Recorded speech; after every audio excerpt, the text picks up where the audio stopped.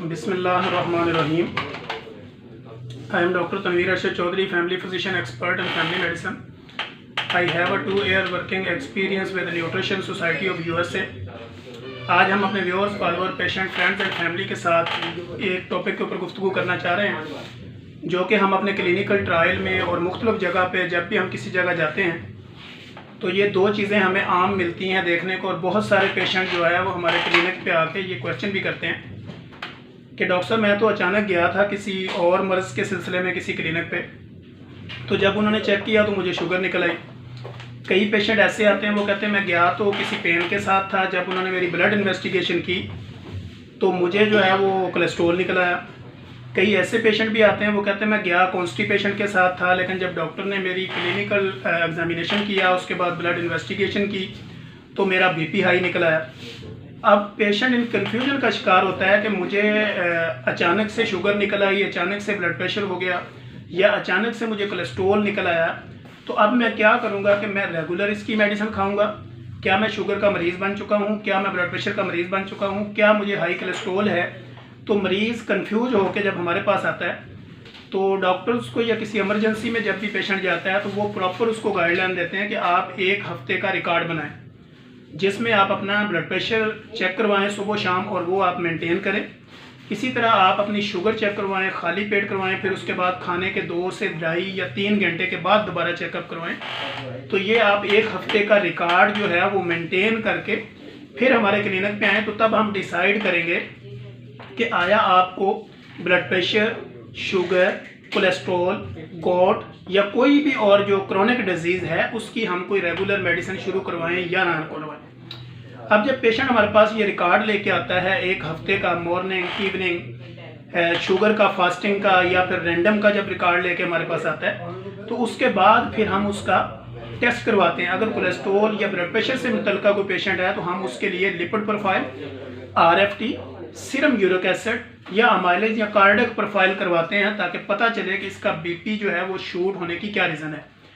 इसी तरह जब शुगर का पेशेंट हमारे पास आता है वो कहता है कि अचानक से मुझे पता चला। आजकल हम अपने क्लिनिक पे देखते हैं तो काफ़ी पेशेंट ऐसे आते हैं कि जिनकी उम्र कम है, लेकिन जब वो आते हैं हमारे पास तो वो कहते हैं जी मुझे 1 साल पहले भी हल्की सी शुगर निकली थी, उसके बाद दोबारा जो है ना वो मैंने कोई इसका ट्रीटमेंट नहीं किया। अब जब मैंने दोबारा 1.5 साल बाद मुझे किसी जगह पे जाना पड़ा या मुझे खून देने के लिए जाना पड़ा या मुझे अपने किसी पेशेंट के साथ में गया या किसी फ्री मेडिकल कैंप में गया तो वहाँ पे मैंने जब शुगर चेक करवाई तो 2 साल बाद फिर मुझे शुगर निकल आई। तो आप डॉक्टर साहब मुझे बताएं कि क्या मैं रेगुलर शुगर का मरीज़ हो गया हूँ या मुझे इसकी कोई दवाई लेनी चाहिए या मुझे इसके परहेज़ के साथ ही इसको संभालना चाहिए, इसको कंट्रोल करना चाहिए, इसको मेनटेन रखना चाहिए। तो हम जब पेशेंट की ये हिस्ट्री सुनते हैं कि वो कहता है अगर साल पहले भी हल्की सी शुगर हुई थी, 2 साल पहले भी मेरा बीपी 2-3 दफ़ा शूट हुआ था, तो हमें फिर ये टेंशन होती है कि अब ये पेशेंट की कम इल्मी है। अब पेशेंट को पता है कि मेरा बीपी एक दफ़ा शूट हुआ, अब उसकी कई रीज़न्स हो सकती हैं। जब आप हमारे पास क्लिनिकल ट्रायल में आते हैं तो हम आपकी फैमिली हिस्ट्री लेने का मकसद ये होता है कि हमें ये पता चले कि हमारे पेशेंट की फैमिली हिस्ट्री और इसकी बैक हिस्ट्री जो है उसमें क्या ये डिप्रेशन का शिकार था, कॉन्स्टिपेशन का शिकार था, या इसको कोई हैवी क्राइसिस से गुजरा है, या कोई इसको फाइनेंशियली प्रॉब्लम थे, या मेंटली डिस्टर्ब था, या इसकी फैमिली हिस्ट्री में कोई कन्फ्यूजन थी, या फैमिली हिस्ट्री में कोई बीपी का कोई इस तरह का एलिमेंट है। तो ये सूरत हाल देख के फिर हमें थोड़ा आइडिया होता है, फिर हम उसकी ब्लड इन्वेस्टिगेशन करते हैं तो हम उसको रेगुलर मेडिकेशन पे डाल देते हैं। इसी तरह शुगर वाला पेशेंट जब वो कहता है, जैसे कि हामला औरतें हमारे पास आती हैं तो वो कहती हैं जब मुझे डिलीवरी के दौरान मैंने चेकअप करवाया तो मेरी शुगर निकल आई, तो फिर वो कहती कि जब मैं डिलीवरी के बाद देखा तो मुझे शुगर नहीं निकली, लेकिन फिर कुछ टाइम के बाद जब मैं चेकअप के लिए गई तो मुझे फिर शुगर निकल आई। तो अब होता क्या है, ये कन्फ्यूजन दूर करने के लिए आज का सेगमेंट जो हमारा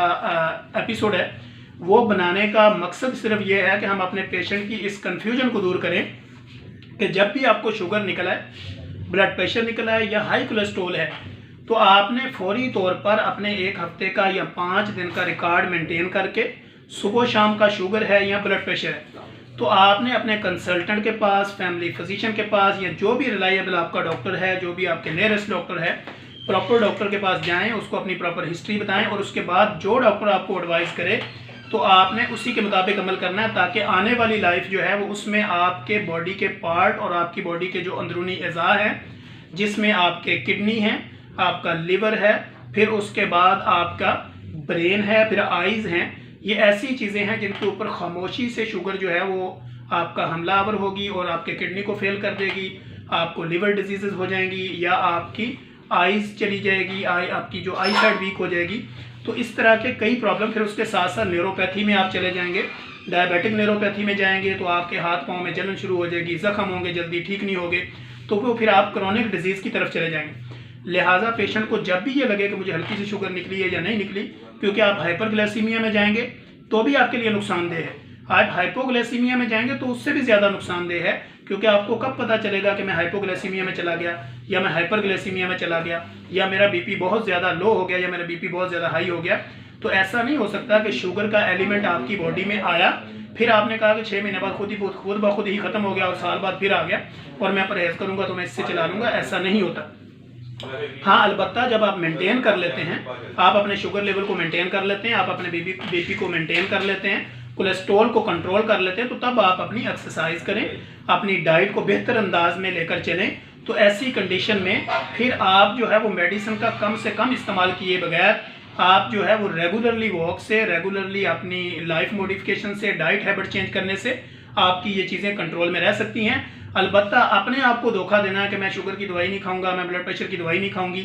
क्योंकि इसकी वजह यह है कि मुझे हल्की सी निकलती है, बस कभी हो जाती है कभी नहीं होती। तो इसके साइड इफ़ेक्ट क्या होते हैं कि आपके पट्टे,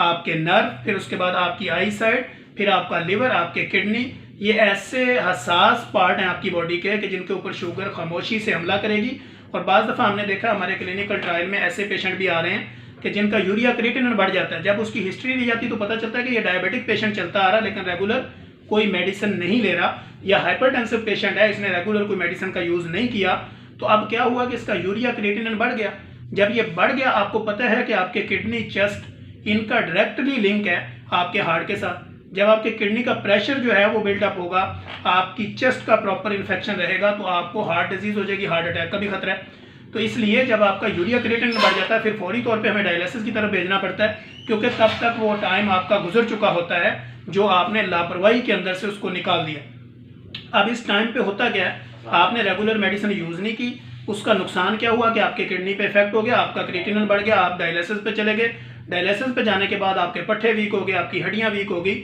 और आप प्रॉपर जो है वो क्रोनिक किडनी डिजीज़ की तरफ चले गए। तो लिहाजा हम अपने viewers, follower, patient, friends, families के साथ ये एक रिक्वेस्ट शेयर कर रहे हैं इस एपिसोड के थ्रू कि जब भी आपको कोई हल्की से हल्की बीमारी भी आपको लगे कि मेरी बॉडी में ये एलिमेंट पाया जा रहा है, तो आपको फौरी तौर पर अपने कंसल्टेंट से रब्ता करना चाहिए, अपने फैमिली फिजिशियन डॉक्टर के पास जाना चाहिए, या जो भी नियरेस्ट आपके पास डॉक्टर है उसके पास जाके इसको प्रॉपर कंसल्ट करें। और उसके बाद देखें कि आपको टाइप 1 की शुगर है, आपको टाइप 2 की शुगर है, आप हाइपोग्लाइसीमिया में जा रहे हैं या आप हाइपरग्लाइसीमिया में जा रहे हैं, आपका बीपी लो हो रहा है, अप हो रहा है, कोलेस्ट्रॉल लेवल क्या है, आपकी बॉडी में गॉड यानी यूरिक एसिड का लेवल क्या है। ये वो चीज़ें हैं जो आपको हर 3 माह के बाद अपनी बॉडी में इसको मेंटेन रखना चाहिए, ब्लड इन्वेस्टिगेशन करनी चाहिए ताकि आप हेल्थी लाइफ जी सकें। तो हम इंशाल्लाह कोशिश करेंगे कि नेक्स्ट एपिसोड के साथ जो हम अपने क्लिनिकल ट्रायल में पेशेंट के सवाल और जवाब देखेंगे, जो हमें लगेगा कि ये मौजू ज़्यादा ज़रूरी है हमारे पेशेंट की वेलफेयर के लिए, अवेयरनेस के लिए, तो हम इंशाल्लाह उसको दोबारा एपिसोड की शक्ल में आपके लिए पेश करेंगे। तब तक के लिए हमें इजाज़त दीजिए। अल्लाह हाफिज़।